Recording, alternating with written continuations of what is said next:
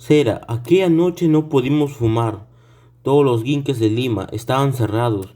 Mi amigo que conducía por entre las taquidurnos de Dalos, de la conocida mansión amarilla de la calle Hoyos, donde se dan numerosos fumaderos, despediosos por fin de mí, y aprovechando el alma pinturarias, asaltó el primer eléctrico urbano y esfumóse entre las madrugadas. Todavía me sentí un tanto ebrio de los últimos alcoholes. Oh, mi Bohencia entonces, broncearía aquella esquina, siempre de balances impares, encochadas de secos palabras. El círculo de mi cara, libertad de hombre, a dos aceras de la realidad, hasta por tres sientes de imposible. Pero perdóname estos desahogos, tienen aún bélico olor de perdigones fundidos en arrugas. Digo que siéntame todavía ebrio cuando vime yo solo caminando sin rumbo por las calles del barrio asiático de la ciudad. Mucho a mucho aclarábase mi espíritu. Luego hice la cuenta de lo que me sucedía. Una inquietud puso en mi izquierda pezón berbique, hecha una hebra de cabellera negra y brillante de mi novia perdida. Para siempre la inquietud de pico revoloteó, se prolongó hacia adentro y traspasóme en todas direcciones. Entonces no habría pedido dormir imposible. Sufría el dolor de la felicidad trunca, cuyos destellos trabajados ahora en ahora en férrea tristeza irreparable, sombra larvados en los más hondos paréntesis de mi alma, como decime con misterios, ironía que mañana, que si como no que otra vez, ¿qué hubo?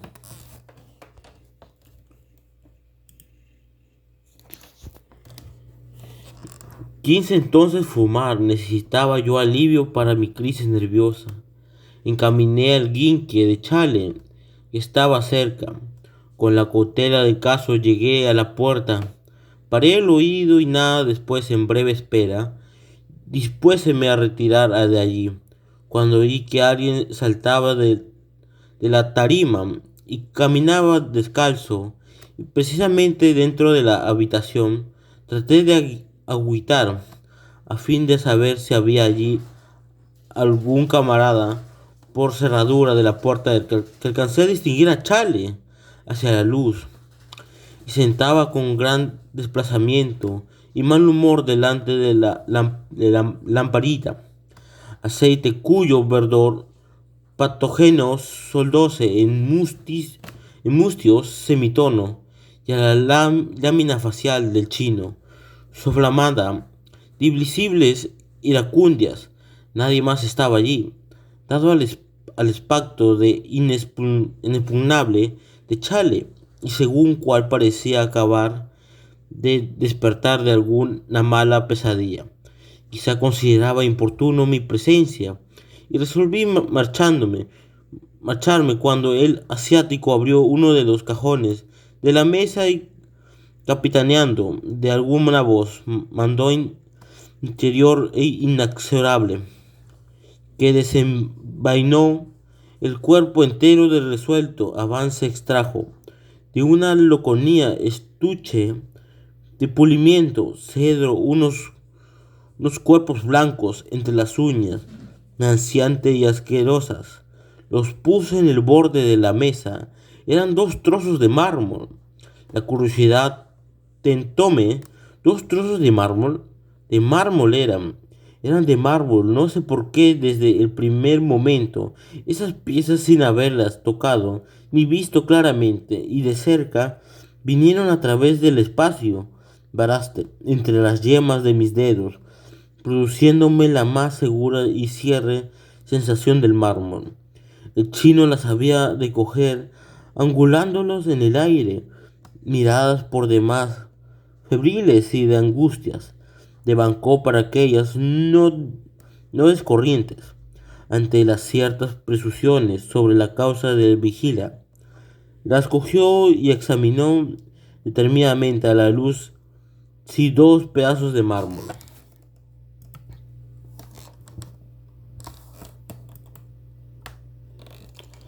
Luego, sin abandonarlos, acodaba en la mesa, desagua entre dientes algún monosílabo canalla que alcanzó apenas a ensartarlas en el ojo tajado, donde el alma del chino lagrimió de ambición mezclada de impotencia. A la otra vez el mismo cajón y aupada acaso por un viejo tesón que revivía por centésima vez. Tomó de allí numerosos aceros y con ellos empieza a labrar sus mármoles de cabala.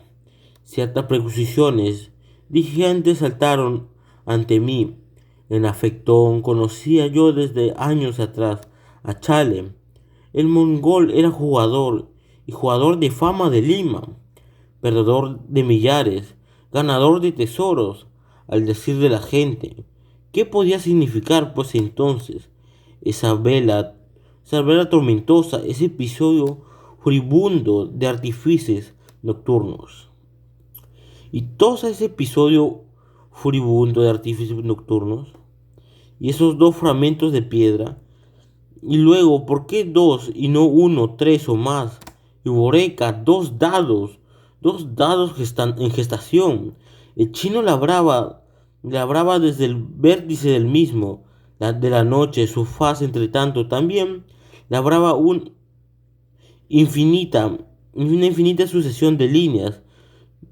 De momentos hubo que Chale exaltábase y quería romper aquellos cuerpezuelos que irían a correr sobre el tapete, persiguiéndose entre sí a las ganadas del azar y la suerte, con el ruido de dos corrados, pufios de una misma persona que se dicen duró el uno al otro hasta hacer chispas. Por mi parte habíame interesante esta escena, que no pensé ni por mucho en abandonarla. Parecía tratarse de una vieja empresa de paciente y heroico desarrollo y no aguzmante la mente indanada. Lo que perseguía este enfermo de destino burilar un par de dados, y bien, tanto se afirma sobre maniobras digitales y secretas desviaciones o enmidades a voluntad en el cabiltero del juego, y sin duda díjeme al cabo algo. Esto se propone mi hombre, esto por lo que tocaba al fin, pero lo que más me intrigaba, cómo se comprenderá era él.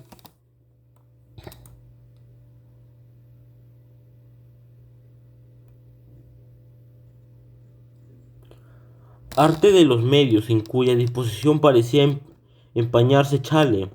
A la sazón, esto es la correlación que debería establecerse entre clases de dados y la posibilidades dinámicas de la mano, porque si no fuese necesaria esta congruencia billetaria de elementos, ¿para qué este chino hacía por sí mismo los dados?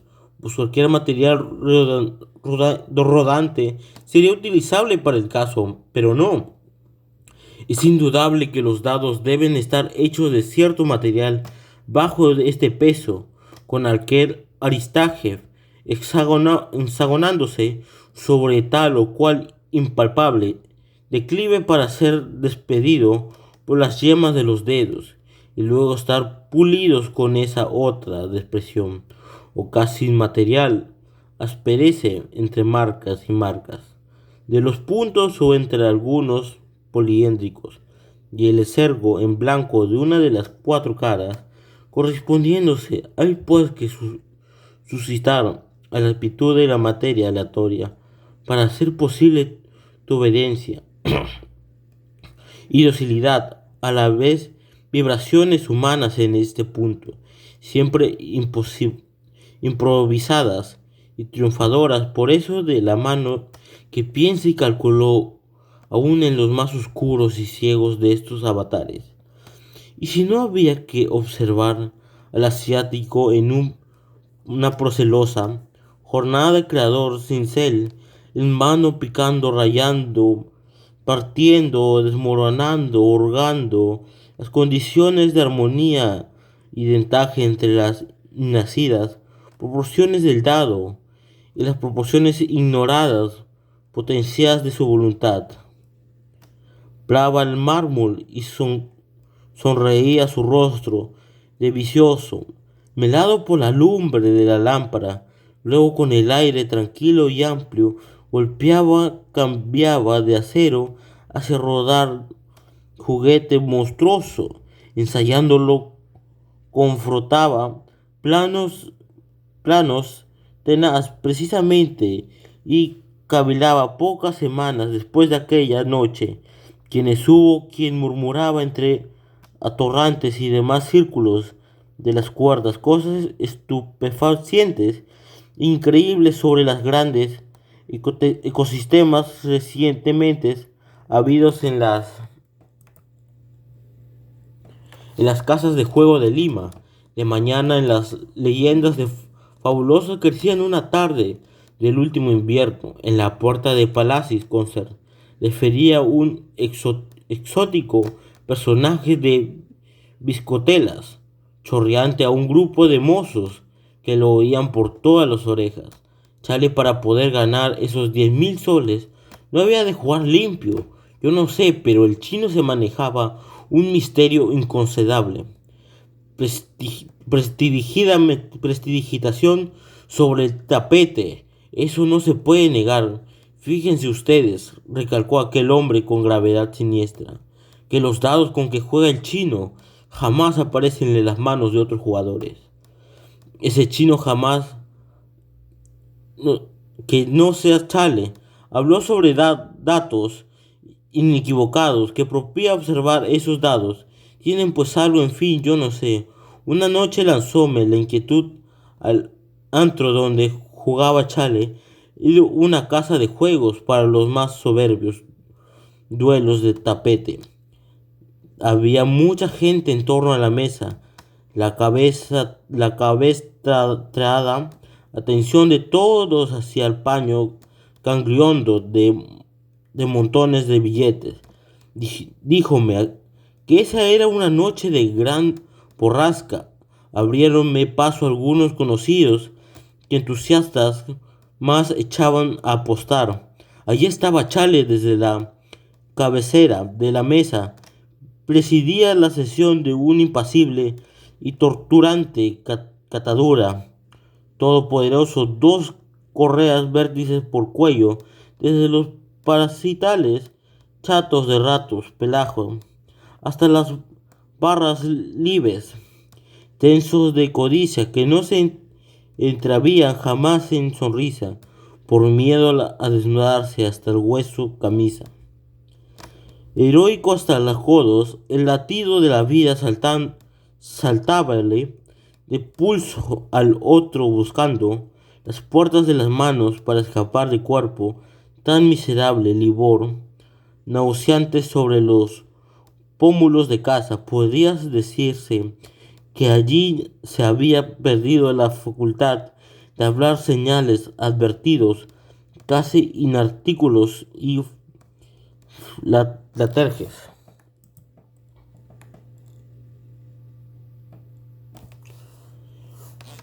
Arrastrándose o cuando quema a veces el resuello branquial de lo que anda muerto y sin embargo vivo en cada uno de nosotros. Propúseme observar con toda la sutileza y profundidad que era capaz de las más mínimas ondas psicológicas y mecánicas del chino. Rayaba la 1 de la madrugada. Alguien apostó 5.000 soles a la suerte. El aire chasqueó como agua caliente, entoscada por la primera burbuja de la embullación, y sin ni siquiera yo precisar cómo eran las caras circunstantes de aquellos segundos de prueba, diría que todas ellas rozaban a sí mismo y fueron a ser refregadas y entrujadas con el par de dados entre las propias manos, ásperas y fatales, de Chale, encendiéndose y afilándose allí, urgir y querer arrancar una novena arista milagrosa en cada dado, como ansiedad sonrisa del destino. Chale disonce violentamente los dos dados como un par de brasas que chisporroteaban y rugío una hienda formidable de groserías que trascendió en la sala a carne muerta. Pálpame mi propio cuerpo, como buscándome, y di cuenta que allí estaba yo, temblando de asombro. ¿Qué había sentido el chino? ¿Por qué arrojó los dados, así como si lo hubieran quemado o cortado las manos?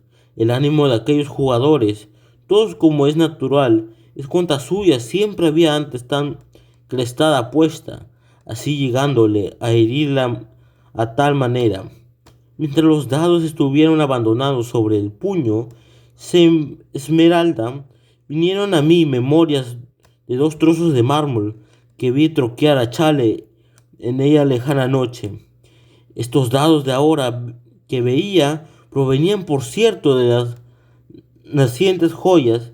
Entonces, pues aquí que ellos eran un mármol avicante y traslúcido en los bordes brillosos firmes, casi metálicos, en los fondos bellos cubos de Dios.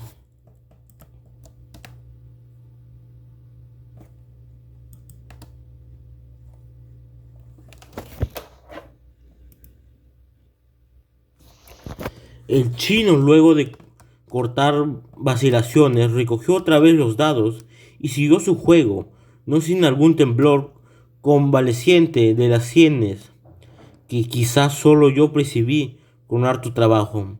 Tiró una vez, barajó, volvió a tirar, dos, tres, cuatro, cinco, seis, siete, ocho, hasta 9 veces. La novena pintó quina y cena.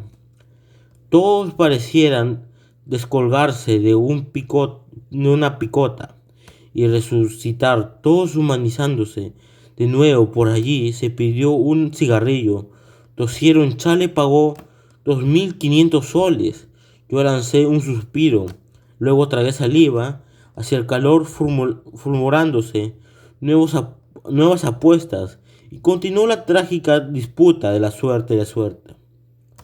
Noté que la pérdida que acaba de tener Chale no la había inmutado absolutamente, circunstancia que venía a echar un mayor asombro de misterio sobre por qué los millares de una banca de ninguna manera de veras aquel fogonazo nervioso por incausado al parecer socava mi espíritu con crecientes cavilaciones sobre posibles inteligencias del chino, con corrientes o potencias que danse más allá de los hechos y de la realidad perceptiva, hasta dónde en efecto podía Chale participar al destino en su favor por medio de una técnica, sabía que infalible en el manejo de los dados.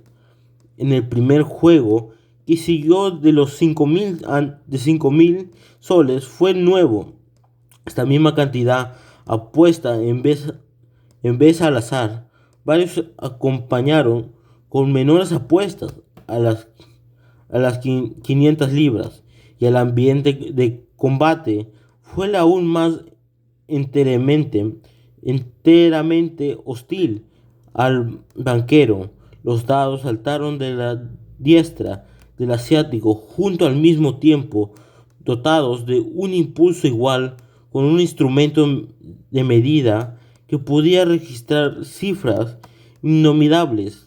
Las humanas acusaciones gestionadoras de acciones más infinitesimales habríase constante a la similitud.